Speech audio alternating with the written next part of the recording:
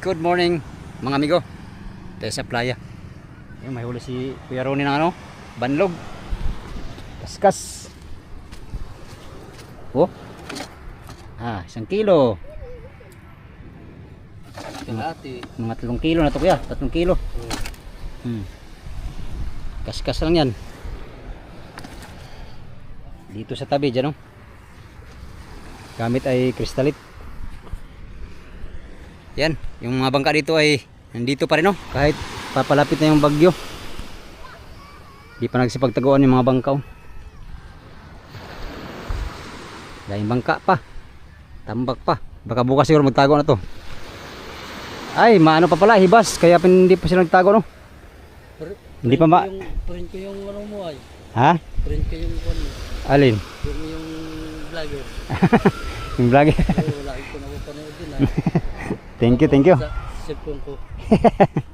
Oh, may huli na siya, oh. May pangbili ng bigas. Si Kuya Ronnie. Kaskas lang dito. 4 daw sana pasibad niya, 2 lang nahuli. Ito lang. Sarap nito ulamin ba, oh? Ang kilo nito ay 300 ang kilo. No? 300 ang kilo yan? 300. Ta. Sayang, nakabila na si Mrs. ng ulam kanina. Update pa tayo sa bangkang bibilihin ko sana ay hindi natuloy mga amigo kasi merong ano, merong mahalagang importante. Mahalagang importante. Okay, uwi ka na kuya? Salamat. Salamat vlog. Yan, trolley lang gamit niya, maliit. Dami din naman trolley dito mga amigo. Yan, oh. Hindi pa pala nagtaguan itong mga bangka, oh. May bagyo na. Bagyong Ramil.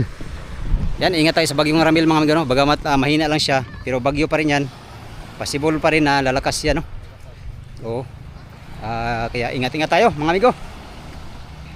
Usapan natin yung bangkang bibilhin ko sana. Hindi natuloy. Gawa ng bayaran ko na sana kahapon mga amigo ay bigla mang ano, tumawag yung tatay ko. Meron kasing bangka na binibinta doon sa Davao Oriental. Magandang klaseng bangka daw, pang Pacific. Ay biglang tumawag sa tatay na puntahan daw niya at ano niya, check upin kung maganda pa ba talaga. Ino-offer kasi sa akin. Malaking bangka din, mga 20 bloke siguro yun. Fiber. Hindi ko pa man na-check yung bangka pero si tatay nga ang pupunta doon. Check niya ngayon. Kung sakaling maganda yun mga amigo ay bibilhin siguro natin yun kung sakaling ayos pa yung bangka na yun. 20 bloke mga amigo sa halagang 350,000 ay 360. Maganda na yun. Pero ang layo nga lang. Andun sa Mati mga amigo. Kung sakaling mabili man natin yun doon. Sakali lang kasi hindi pa ano eh. Sinicheck pa nila yung ano, bangka. Andun pa si tatay sa ano, Mati ngayon nagpunta. Gawa ng malayo kasi dito. Kaya si tatay lang pinapunta ko. Yun ang dahilan mga amigo bakit hindi ko nabili itong bangka dito sa ano, yung blinag natin kahapon. Gawa nung doon sa binibintang bangka rin sa Mati na pang Pasifikan. So kung bibili rin tayo ng bangka, yung malaki na lang siguro para isa na yung ano, kasi pag bilhin ko pa yun tapos bibilhin ko rin doon, madubli na. Walang gagamit dito sa bangka na yun kung bibilhin ko yung nandito. Pero kung hindi ko matuloy doon mga amigo sa ano, sa Mati, yung bangka na yun ay balikan natin yun kung hindi pa mabinta yung nandito. Maigin lang dito yun sa ano, sakaling makalaot dito sa bandang Panabi. Shoutout sa mga bata na nito. Taga saan kayo ni? Taga saan kayo? Ano ba? Taga saan pala kayo? Taga saan po? Doon po sa looban. Taga dito lang kayo? Dito kasi dito. Ha? Dito kasi. Tito mo yan? Anak ka ba ni ano? Biron? Marami yatang huli to sa isa ko. Yan o. Dami sigurong huli to. Hinati mo mga trolley dito nagdoong.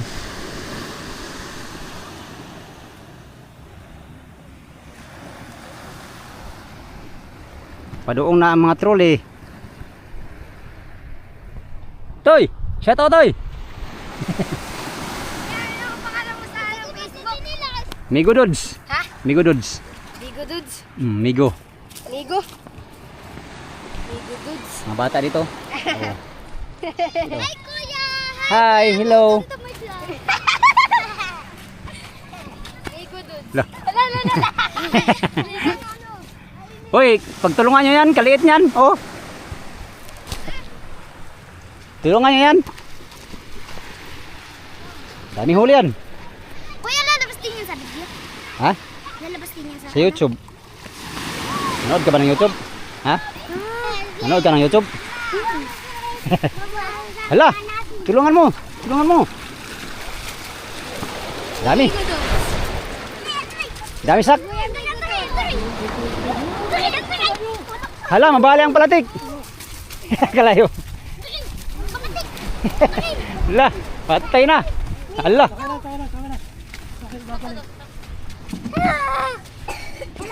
Nambang asak. Ay, saray. Oh, dami oh. Ayos na oh, pangulam oh. Diyan na yung sa ano, sa batuan. Dito lang sa tabi. Oh, dami. 2 kilo.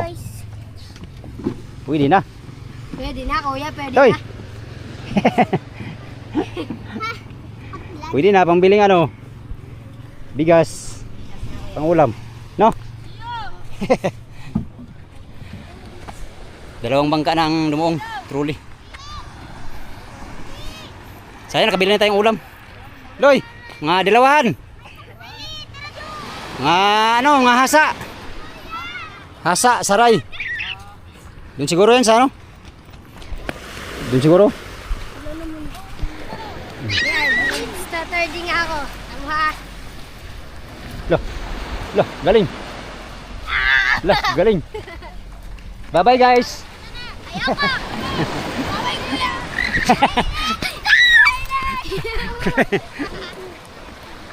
Kulit ang mga bata.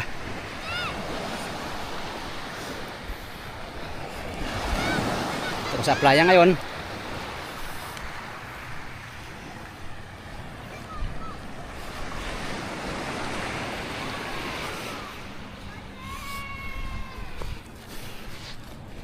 Yun nga mga amigo, ang dahilan bakit hindi ko nabili yung bangka nandun sa ano, sa tawag nito, sa pinuntahan natin kapon sa Alitas. Dahil napigil ako ng tatay ko na puntahan na niya yung bangkang binibinta nga.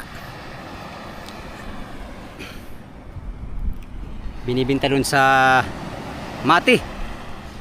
Kung sakaling mabili man natin yun mga amigo, ay siguro punta tayo ng Mati at dun tayo lalaot sa Mati. Hanap lang tayo ng mga pasahero doon sakaling matuloy ang ating transaction doon sa Mati. Sana magandang klaseng bangka pa yun at para makuha natin no. Pero pag mahina na ay hindi na natin bilhin. Maghanap lang tayo ng bagong bangka na maganda at matibay pa. So ngayon dito sa Infanta Quezon mga amigo ay kalmada pa dito ngayon no. Hindi pa ramdam dito yung epekto ng bagyong Ramil no. Sa mga madaanan ng bagyo, mag-ingat tayo palagi. Sana ligtas na yung lahat sa parating na bagyo mga amigo. Yun nga oh, yung mga bangka dito ay hindi pa nagsipagtago. Baka hindi gaanong malakas dito. Hindi naman gaano kalakasan yung bagyo pero ingat pa rin tayo kasi bagyo yun ay at posible pang mag-ipon pa ng lakas yun. Kasi nasa ano pa yata, nasa bandang Samar pa yata ngayon o Bicol ba bagyo. Yan mga amigo. Short vlog lang tayo ngayon no? Short update lang tayo sa ating binibiling bangka. Yun nga ang dahilan ba't di ko nabili yung bangka. Siguro dahil baka time na siguro to para magkaroon tayo ng sariling bangka na medyo malaki no. Sakaling mabili natin yung doon sa Mati. Hintay ko lang yung tawag ni tatay kung ano bang ano doon. Kasi ngayon nila titingnan.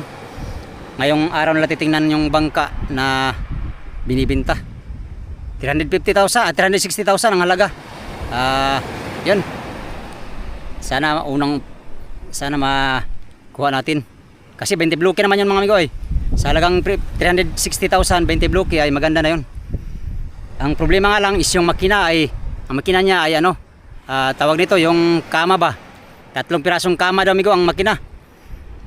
Yun daw kasi mga gamit doon ng mga bangka na ganun kalaki no. 3 makina na kama. Kasi pag masira daw yung isa, mayroon pang dalawang reserba. Unlike daw sa ano, sa isang makina daw na malaki ay pag nasira daw ay wala nang reserba. Update na tayo sa ano ko, sa next nating upload no. Update ko na kayo sa kung anong kalalabasan ng pagpunta ng tatay dun sa Mati. Alright, magandang umaga sa inyong lahat. Yun lang muna ang ating vlog, short vlog lang muna tayo no. Salamat na marami sa inyong solid na suporta mga amigo sa aking YouTube channel. Salamat sa inyong pagtanaw mga amigo o pag-amping mo tanan.